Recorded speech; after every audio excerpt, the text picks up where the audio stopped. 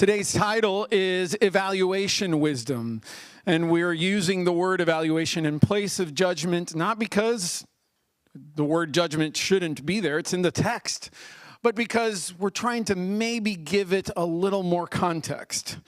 Evaluation wisdom because it's not necessarily a set of guidelines that can be blindly applied to every situation the same exact way, like you're following an instruction manual.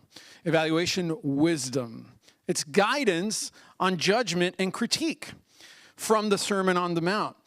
So we're engaging today with some of Jesus' teachings on passing judgment to fellow brothers and sisters. I say some because we are focusing specifically on the Sermon on the Mount teachings on judgment. There are other parts, even in Matthew, where Jesus implies or says that we are to judge. In passing, we will briefly address some of the other portions, therefore. But after surveying these, you may still find yourself a bit confused. It's because his teaching seems to be sometimes at odds with each other, different parts of his teachings. Like the rest of the Sermon on the Mount, Jesus teaches us in a style that invites nuance and discernment. If not, we run into dangerous generalizations. See, more than rules, Jesus teaches us of a greater righteousness. Think about it. In other words, Jesus teaches us to rightly relate to others and the Father. And the moment you try to pin down, or I try to pin down a set of rules on when and how to judge others, we risk making the same type of religious overgeneralization the Pharisees would make in their time. We don't want to do that. The truth is that Jesus is prompting us to develop wisdom through extensive meditation on his teachings. That's why he constructs his teachings the way he does, to approach each instance with goodness, uniqueness, and care. I got a graph for you. I know, like, it's the math professor. It's not. I'm not doing not a math lesson. This is what's called a spurious correlation. What it means, correlation, right? It's when two variables seem to be related. Not seem, they are. And the stronger the correlation variable, the more related they are. This one's called spurious because any conclusion you draw from it is nonsense. Notice, it is showing a very strong correlation between the per capita consumption of margarine and the divorce rate in Maine. Hold on, tell all the marriage therapists that they need to update their advice. Just tell everyone to reduce margarine consumption and you'll avoid divorce. Come on. No, it's called a spurious correlation because it's completely random. See, often you hear when people in the sciences talk about correlation, you often hear a phrase, correlation does not imply causation. And that's true. That's how we come to many false conclusions when we're not experts. But think about it. Sometimes there's a correlation that happens because there is something external that's causing. This isn't even that. This is spurious. It's bogus. It's true. It's not a made-up graph. It's true. But there's no conclusion to draw from it. And in the website for the author that has this graph and many others, you can see it down to the right, there's plenty of other spurious correlations you can find. You can find correlations between Nicolas Cage appearances in movies and maybe the spread of a disease. And it's just spurious. No correlation. The point is that judging at a first glance, making a quick judgment without enough information can often lead to, some rather funny, in this case, consequences, but in some more serious connotations, like say the relationship you have with each other, it could be far more devastating. For a variety of reasons, we just can't evaluate fairly. Random correlations, that it's funny, and again, it seems like it's something that we can obtain some useful information from, but at first glance, or after a first glance, you realize, no, that's not true. We need to hesitate and pause into our judgments. On a more serious note, I learned the hard way that evaluating unfairly can have devastating consequences. Not just on the people that I'm judging, but also on the relationship that I have with them and the relationships that they have with other people. Many years ago, a childhood friend of mine, who is also of the Christian faith, we had a common friend, a third friend, if you will. That third friend wasn't in the room, and my childhood friend and I were conversing about him, and he brought up that he had just found out that that third friend had committed some, frowned upon sin. And immature me, without knowing any context, without reaching out to that third friend, without asking why, all I said was, wow, he really has lost his way. It was ignorant. It was uninformed, and it wasn't a good intent that I had. I wasn't seeking to restore my brother. I didn't call to check up on this third brother of ours. I didn't ask him how he's doing. I immediately cast a judgment.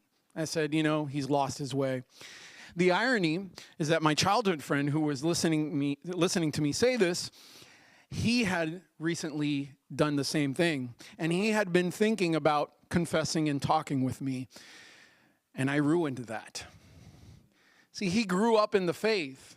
He knew what he had done was wrong. He was seeking for someone to help encourage him, restore him, be there as a friend and as a brother. But I messed that up. Thankfully, today, that childhood friend of mine is still one of my best friends, and our relationship is strong, but it did damage. We can detour a disciple's journey to becoming more like Jesus. On the other hand, there's a tension. We can't avoid that Jesus and the Bible talks often about judging, about evaluating, about assessing. What specifically? Good and evil. Sometimes we need to call things as they are. Injustice, abuse occurs, and we need to judge. We need to evaluate. Last November, I was at a pub in Midtown with my wife and her best friend. We went to this pub because we were going to watch a mixed martial arts event between one fighter who is considered the GOAT, if you will, the greatest of all time. It's debated, as usual. One fighter that's considered the greatest of all time who had just come up to the heavyweight division. This was November. And the other fighter was the most decorated heavyweight fighter. And so it was a super fight.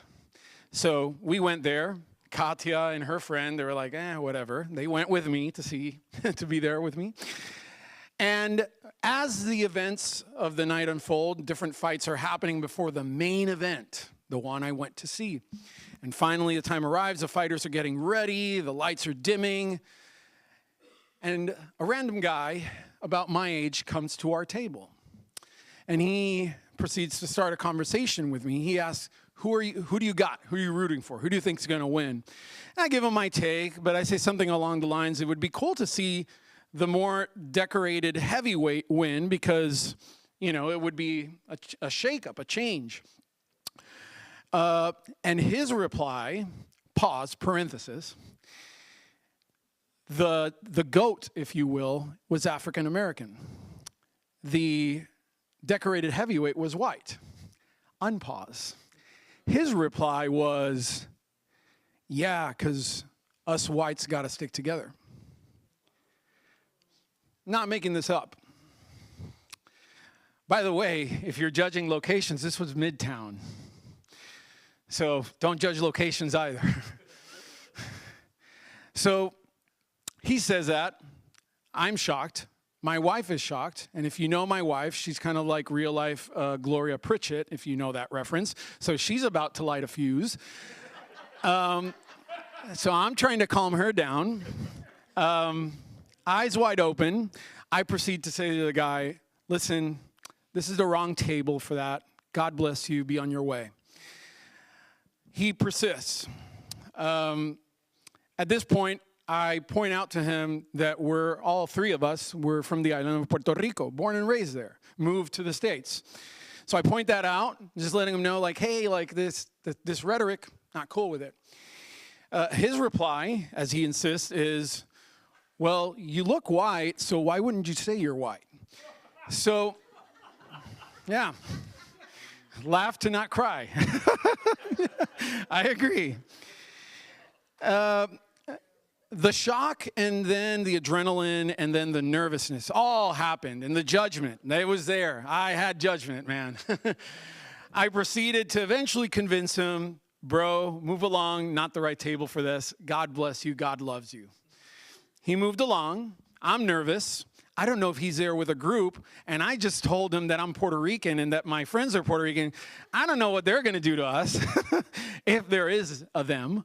So I leave, thankful that we were safe, but I was flooded with more emotions of anger, frustration, judgment, of how have we as a society come to this point where this type of rhetoric is allowed and comfortable, so that you sometimes got to judge. On the other hand, as I said earlier with that personal friend of mine, we can hurt people.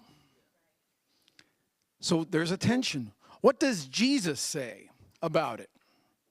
Well, Jesus kicks us off by saying, do not judge. But even then, you got to be careful, because the don't judge totalization can happen. What is that? Well, you've heard people outside of the church context, they just say, they quote Jesus and they say, don't judge me, don't judge me. You're not supposed to judge, period. Don't judge.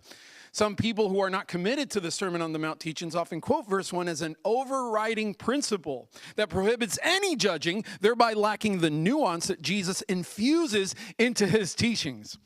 But even in the small portion of the Sermon on the Mount on judging, those 6 verses, there's already a bit of confusion. Did you notice? Verse 1 says, do not judge, but then verse 6 says, do not give dogs what is sacred. Do not throw your pearls to pigs. It's pretty judgy, Jesus. He's talking about people. So even there's a bit of confusion. You don't have to constrain yourself to find more confusion. We find these evaluations, teachings spread throughout the totality of Matthew's gospel. We're taught to distinguish between sheep and wolves. Wolves disguise as sheep, so I got to judge, in a sense. We're also told to come together as a community to deal with unrepentant offenses that occur in the church. If someone offends me, I first go and talk with them. If they're unrepentant, I find a mature, wise leader to come with me, to confront them, etc., etc. By the end of that little prescription that Jesus gives us, there is judgment. So it's not as clear cut. There's a tension. Judge, but don't judge. See, we have to resist when people in the church excuse abusive behavior under the do not judge banner, but we also want to judge with care. That's a tension. What's the problem? The problem is weighing what is good and bad is a necessary discernment that can be misused at a great cost. There it is. It's a tension. You don't try to solve the tension, you lean into the tension. You can't solve it. It's there for a reason. Jesus puts it there for a reason. Weighing what is good and bad is a necessary discernment that can be misused at a great cost. Jesus isn't going to give us a set of rules for evaluating good and bad. We like that, but he isn't going to give us that. Instead, he's giving us a wisdom framework. This framework should teach us to approach each case with great care and intentionality. How do I figure out the particulars of a situation, of a case that's been handed to me? A question for reflection that we'll come back to at the end of our time today is the following. Am I seeking to restore people into the fold of mercy when I judge? Or am I seeking to cast them out by condemning them? Sit on that for a moment, because that's the heart of Jesus' teaching. Am I seeking to restore people into the fold of mercy, of which I am also in need? Or am I seeking to cast them out by condemning them and then stand on higher ground? Beware of judgments that classify people as unredeemable outcasts. We should beware of thinking that we can see their hearts clearly and without bias. Be careful. You've got biases, and you can't see into their hearts. Only God can. So instead of restoring them to live up to their full potential, we can cause hurt that is antithetical to their image-bearing worth when I just assume that I've got them read out. Even for people I've known my whole life. Just be careful. They don't know what subconscious biases they have from generational trauma. They don't know. Let's look at some of the details of these verses to unpack how to think about this wisdom, not set of rules, wisdom. First verse says, do not judge or you too will be judged. Well, the word judge in Greek is the word krino. Different from our modern English usage of the phrase judging others, krino is more than condemning what is wrong. See, biblical justice is about a holistic restoration. So it includes restoration to make things right and whole. Listen to that because that's part of judgment. That's what we mean by krino judgment. It includes restoration to make things right as you should have been and whole, complete. But often in our imperfect state, we are more concerned with labeling a person's heart, not just their actions. But we can't see into a person's heart. Only God can. How can we possibly judge a heart fairly?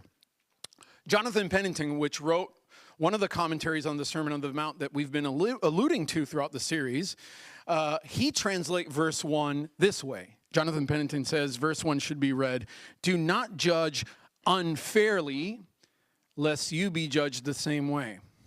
Oh, so really it isn't about not judging. It's about judging fairly and not judging unfairly. You still got to proceed with caution. That's why Jesus starts by saying, don't. Because who of us can honestly say they can be a perfectly fair judge? Do not judge unfairly. So as we now dive into these verses, let's extract, not rules, wisdom. Right? For each case.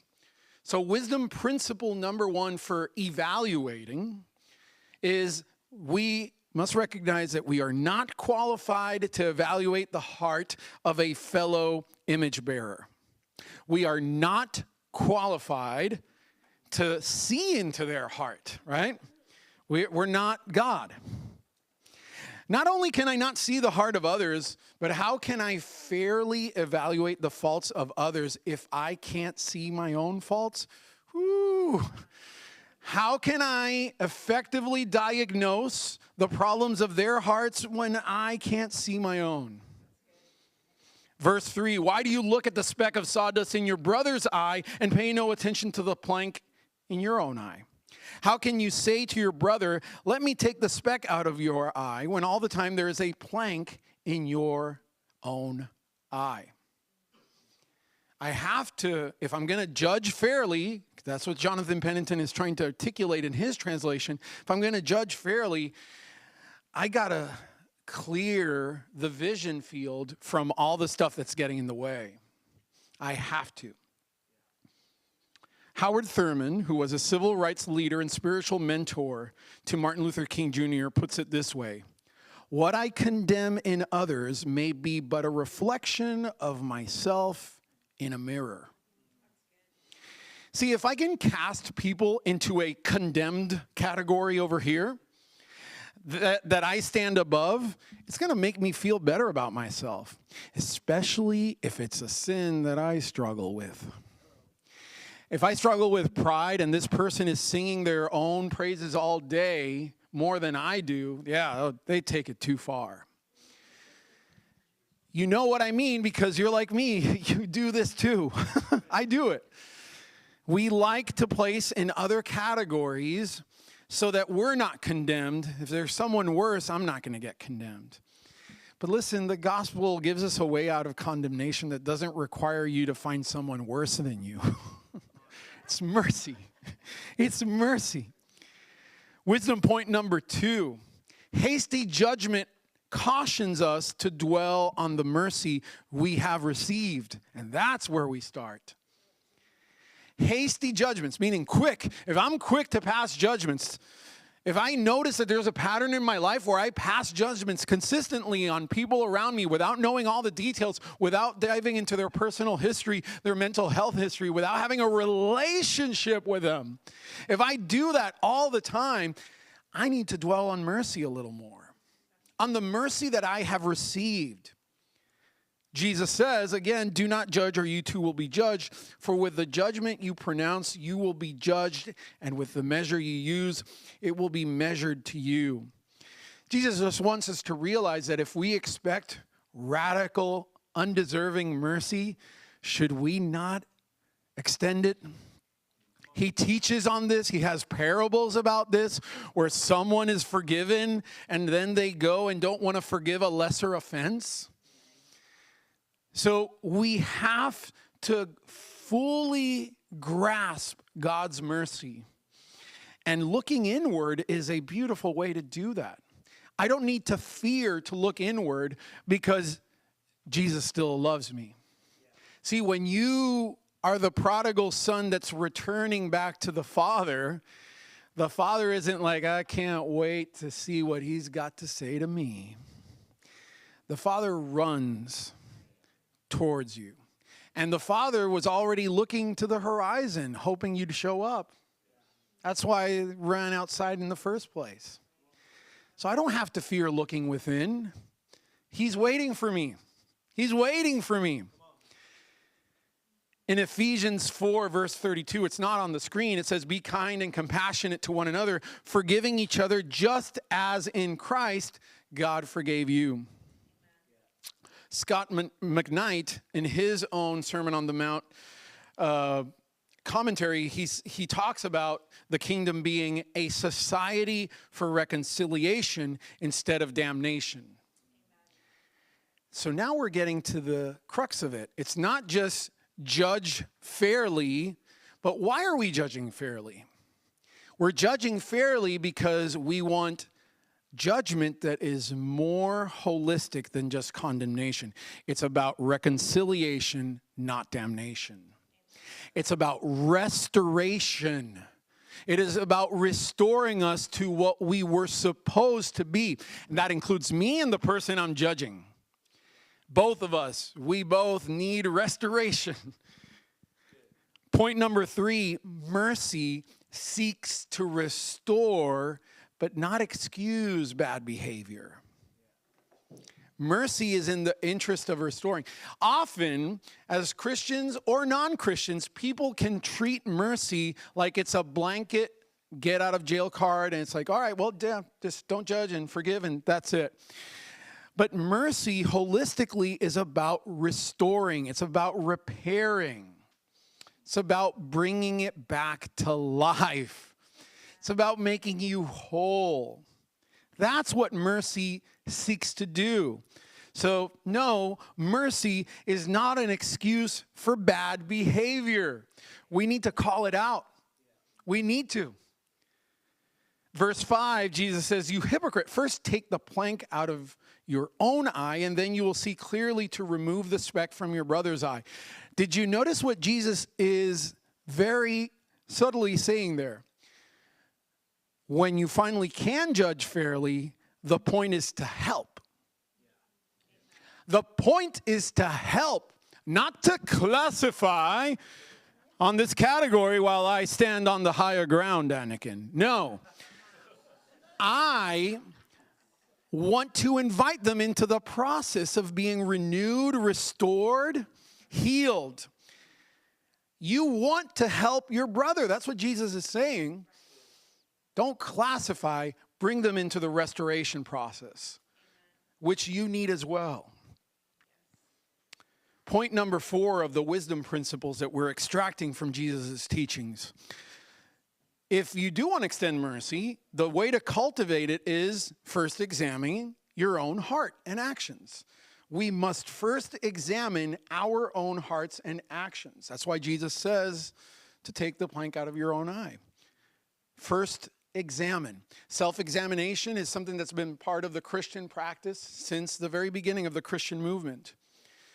To pray, search me, O God, see if there's any grievous way in me and lead me in the way everlasting. To ask him to create a clean heart, renew a right spirit within me. So we examine and we allow God in. See, Donald Hagner puts it this way: an awareness of one's own faults will make more charitable one's judgment of others. I want mercy for this, so I should want to extend mercy to others. If they don't receive mercy, why should I? An awareness of one's own faults will make one more charitable in their judgments of others. Rich Villodas, whose commentary on the Sermon on the Mount is called, I think, The Narrow Path, The Narrow Road. I'm confusing it now. It's one of the two. In his commentary, he says, in light of our self-examination, judgment of others then comes from a place of humility, not pride. So that way, when we examine, we're leaving that I'm in a different category than you behind. Humility says, hey, I need help too. I'm starting with myself, and I want to help you along the way as well. Help, not condemn. Restore, not classify. Point number 5 of the wisdom that Jesus teaches us here. Accept that some people are not open to kingdom restoration. And sometimes it might be a timing issue. It might not, don't make the mistake of thinking, well, they're not open to kingdom restoration, period, and I'm done with that. But sometimes it's a matter of timing. In verse 6, Jesus says, do not give dogs what is sacred. Do not throw your pearls to pigs. If you do, they may trample them under their feet and turn and tear you to pieces. Listen, we have to pause here because this is what some scholars consider the most complicated verse of the Sermon on the Mount, because there's disagreement amongst the scholar community about what Jesus is meaning here. We're going to take the approach of Jonathan Pennington, suggest that that's what Jesus meant here. And to do that, we first have to understand what a dog was then and now. We got to kind of get out of our modern sensibilities for a moment. This from a cliche dog parent here with 2 pups that are 7 pounds, and they sleep on my bed. Now get in your time machine. Go back then, dogs were scavengers that would eat junk and dead animals. Now imagine I go to them and I tell them, I give my dogs guaranteed analysis food. I am aware of their protein intake. It's a different thing. So Jesus is not using dog throughout all time, but the dog of that time. Do not give dogs what is sacred. Do not throw your pearls to pigs. If you do, they may trample them under their feet and turn and tear you to pieces. Uncleanness mixed with things of value or clean. And Jesus is just trying to say, look, how can you convince people to follow the ethics of my kingdom when they don't follow me? And sometimes as Christians, we try to do that. We try to convince people to follow the Christian worldview, even though they're not following Christ. If they don't have a king, they're not going to follow the kingdom. So wait for, as Jack Sparrow would say, for the opportune moment. Wait for the right timing. And while I'm at it, talk about imparting pearls, which in the Jewish context back in that day, pearls would have been these wisdom nuggets that rabbis would provide from the law. Talk about providing those. If a friend of yours loses a family member or a friend, don't go up and say it's all in God's goodwill. Like that don't give that pearl. Maybe give the pearl that says Jesus is weeping. because he wants to right the world. So discern before you share your pearls. It's not just about timing, but also knowing what pearls to impart. Jesus is not in the business of death. He's in the business of life, and he's trying to restore the world from death. It's about life. That's a side rant. Done. If we put all of these 5 points that we've considered, we're not qualified to look into a person's heart. We should dwell on mercy when we're too quick to judge. Mercy is about restoring, not excusing bad behavior. Examine your own heart first. Wait for the right time. If we put all that together, what we can kind of see is a clear picture of intent. What is your intent in the judgment of others? Because it is something that we need to do. And so we bring back that question for reflection. Am I seeking to restore people into the fold of mercy? Or am I seeking to cast them out by condemning them? That's the key. I cannot think that judgment is just about final judgments. Final judgments are God's. He's the one that deals with that, not me. I can't see the heart. I can't see past the clutter of the human heart. I can't see past the clutter of my own human heart. So I want to invite people into the fold of mercy where mercy is more whole and complex than just saying forgive and forget. Mercy is about change. Mercy is about restoration. Again, the whole point of distributing justice, as they would have heard the Greek word krino back then, would have been about making things right, repairing, making things whole. So I'm not inviting people into the fold of forgive and forget. I am inviting people into the self-healing process that Jesus only can start, that the Holy Spirit carries out in me. That's what I'm inviting people into. So it's the fold of mercy that transforms us. I'm not seeking to condemn them. It's quite a different picture than when we're just seeking to cast out blanket diagnosis of problems that we don't fully comprehend. Restore people into the fold of mercy. I have this little doodle picture that I drew. Don't judge it. Do not judge. I don't draw, okay? But there's research that says if it's a bad picture, you remember it more than if it's a fancy picture. That's my excuse. Ask yourself which of these two buildings you are when you're judging. Because it's not judging the way we treat it in the English language. Are you in the Mercy Hospital? And I know there's a hospital called Mercy. No, I'm not talking about that. Real mercy, right? Like mercy. Are you in the hospital that provides mercy to people, that invites into transformational restoration through mercy, that says, yes, the bad has to stop. The injustices, the abuse, the racism, all of it has to stop. We invite into a process of transformation, but not by casting them out, inviting them in. Or are you in the exclusive doors closed, show your credentials, are you worthy building? That's where we need to find ourselves when we, with hesitancy, have to judge. When we have to evaluate, right? I find myself now switching that word because the English word is too loaded for what Jesus means here. When I want to evaluate, I want to ask myself, where am I? And what am I in the business of doing? Am I kicking people out? Then you're in the exclusive club. Am I inviting people in? Then you're in the Mercy Hospital. And in the Mercy Hospital, you're a patient that now is helping the doctor.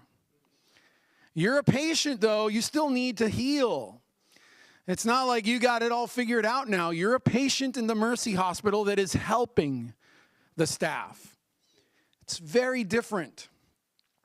So, whether you remember the fancy bullet points or not, when you have to be placed in these shoes, try to visualize which of these two demeanors do you have. And recognize that your heart is biased and that you can't see their heart.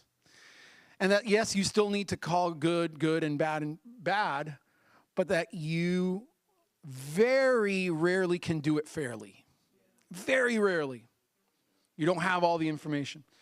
Thinking about the pub incident, right? I told you guys about the pub incident that happened with my wife, myself, and I. My initial reaction was a lot of anger, and rightly so. A lot of frustration, and then pointing of fingers.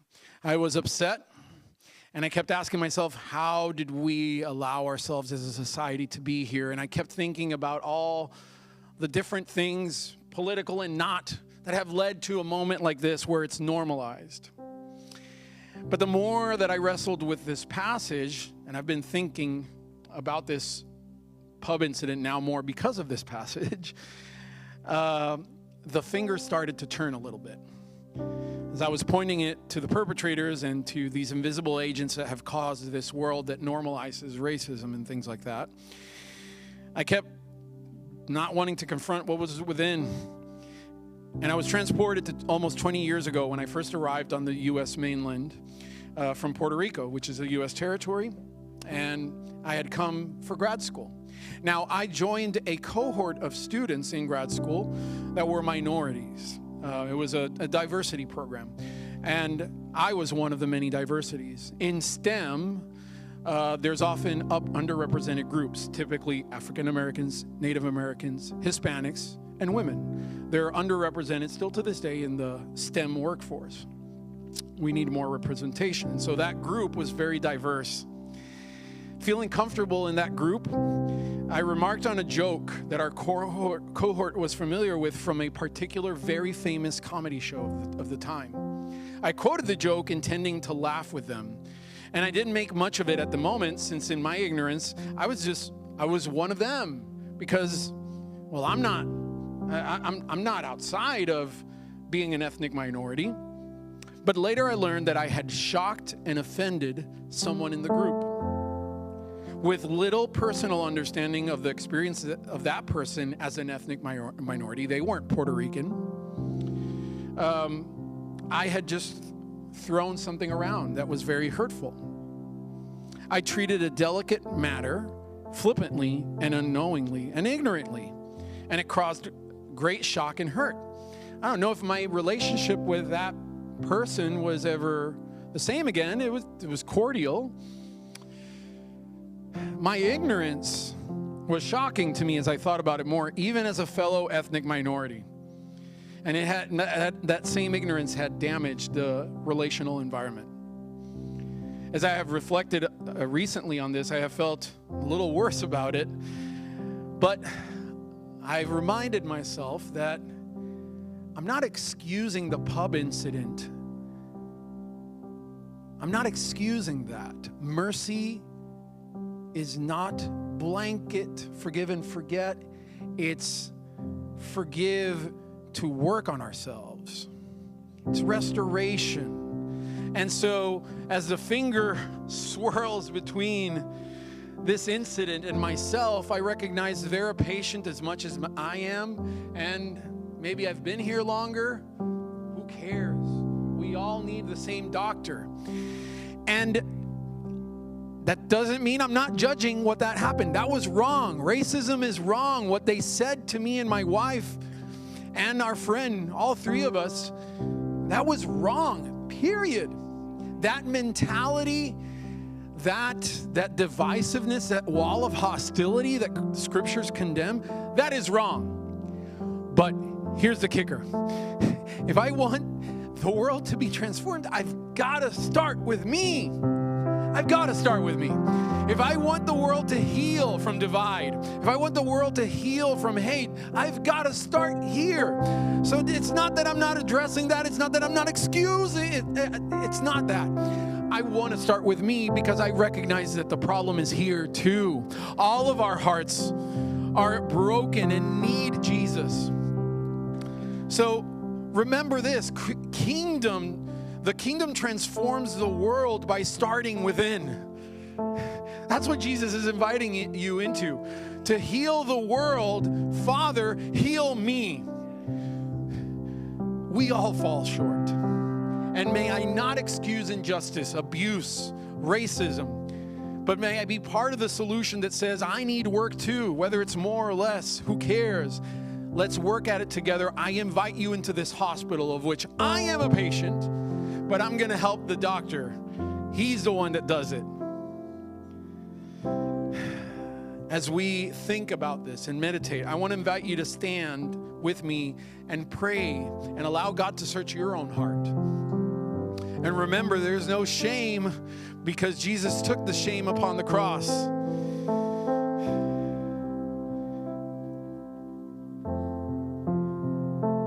Let's read this prayer. It'll be on the screen. Search me, God, and know my heart. Create in me a clean heart. Bring to mind someone or some people I may have evaluated unfairly and cast out. Let's pause there. Allow the Spirit to speak. No fear. There's no fear in condemnation. Jesus isn't in the condemnation business. He's in the mercy business. Spirit, bring to mind someone. As we continue to pray, show me how much alike my spiritual sibling I truly am. Give me wisdom to evaluate fairly and to welcome them into the path of restoration whenever their hearts are receptive to the journey. Amen. As we sit in this moment, I'm about to invite Pastor Sean back up, but if this wild, radical mercy that transforms and starts you off with a clean slate is something you haven't experienced, you should know that on the cross, Jesus went through ultimate judgment so that we don't. And that mercy is available freely if you want it. Pastor Sean.